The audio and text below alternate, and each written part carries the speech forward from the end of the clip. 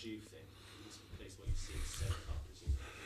Well, we've only seen 45 minutes, but the 45 minutes was very exciting.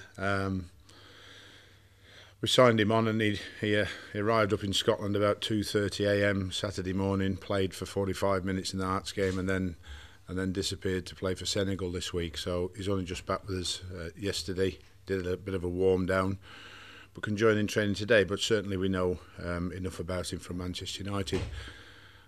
Speaking to Sir Alex, and of course we're very pleased that we have him alongside the rest of the squad, because he's a dimension that we haven't got in terms of the sheer pace of the player, and of course when you've got pace you can cause people problems, and if he can put his finishing touches to the end of that, like he did against Hearts and like he's done in midweek for Senegal, then we'll get some goals as well, which is what we're really looking for to add to the team this season. And that's the season. What are Blackburn's aspirations? Well, first and foremost is to start where we left off if we can.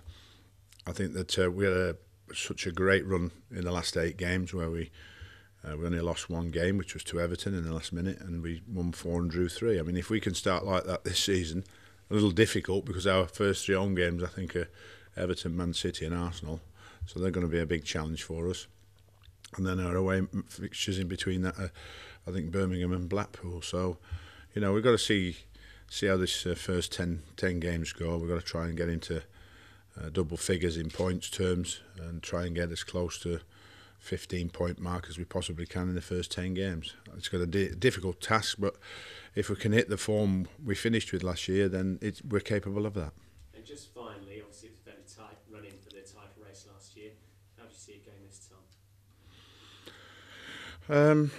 Well, I think there's obviously Manchester City, Liverpool, Tottenham,